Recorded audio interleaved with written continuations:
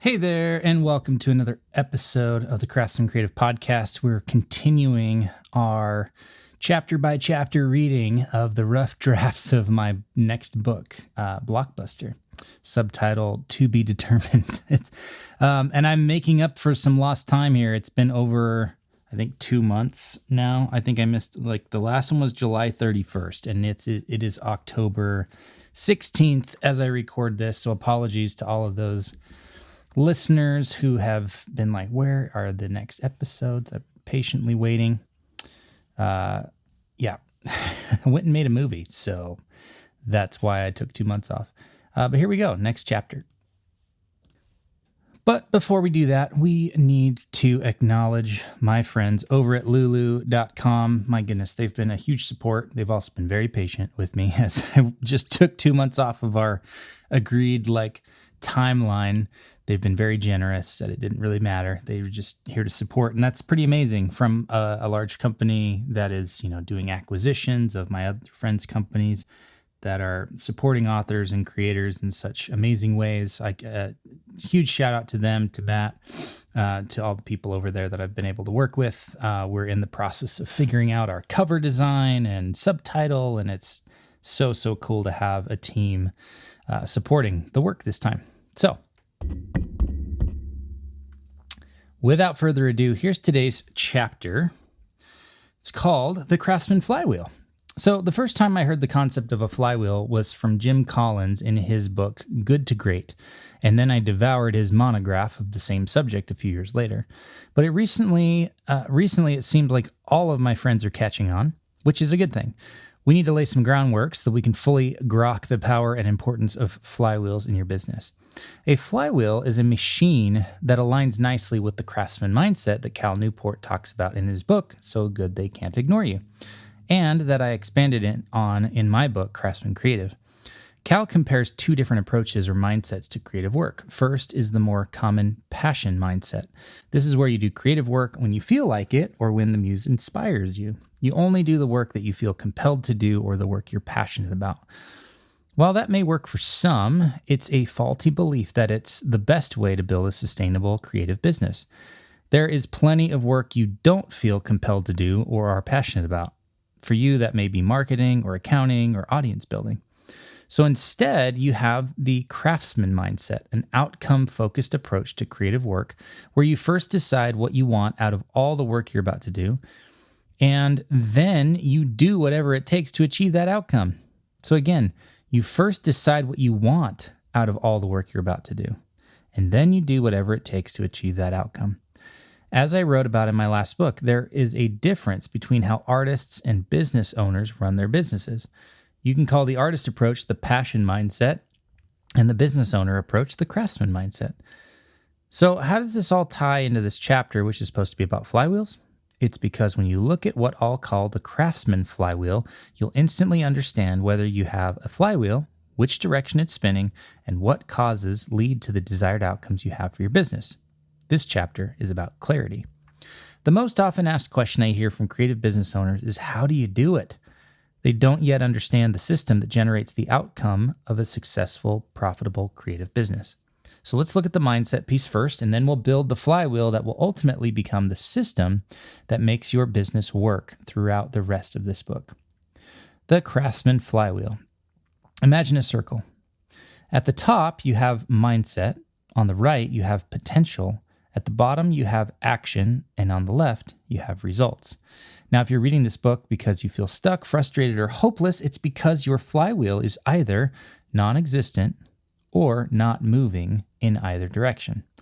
If you feel like you're working as hard as you can and you still are not seeing results, if every year in your business is a 50-50 chance it will be worse than last year, and if you feel like you're going backwards, then your flywheel is going in reverse or counterclockwise.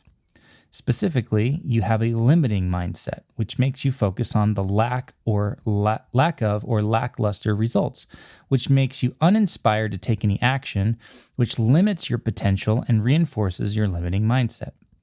That's a vicious cycle, one that will take some effort and some time to slow down, stop, and reverse, but that's what you need to do.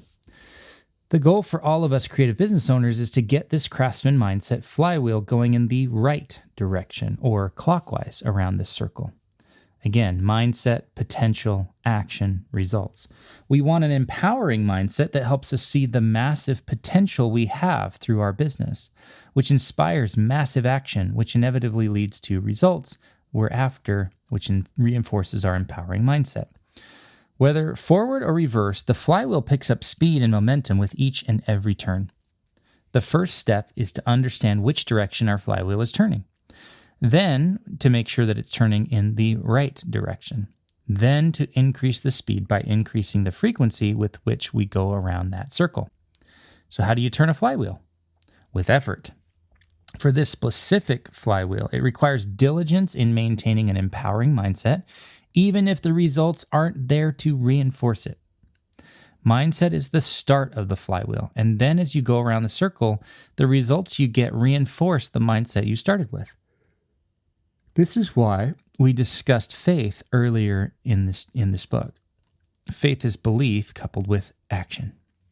If you're struggling to improve or shift your mindset, then look back at any time you've achieved something, big or small.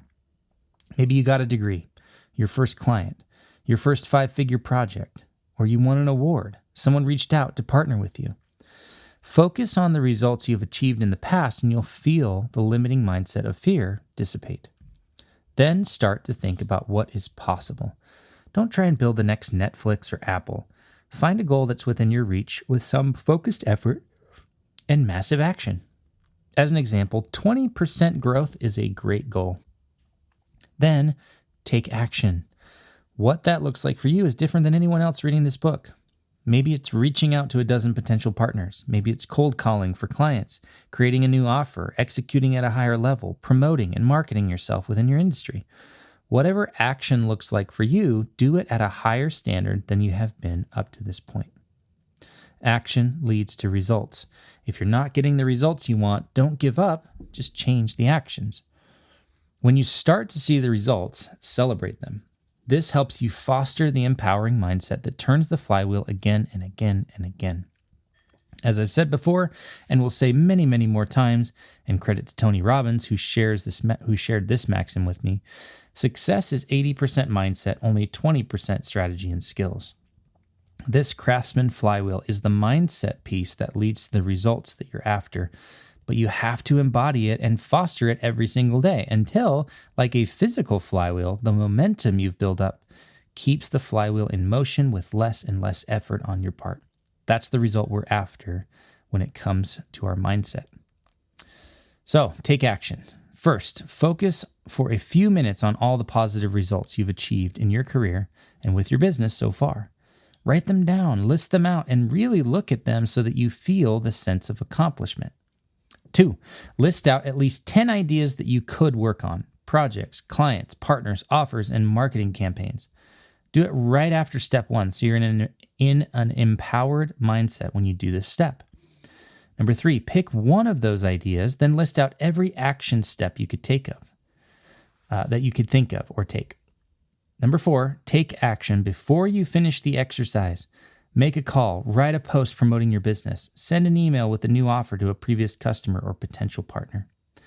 Action leads to results, so use this process to decide what action to take and then do it. Okay, thanks for listening, and we will see you in the next episode.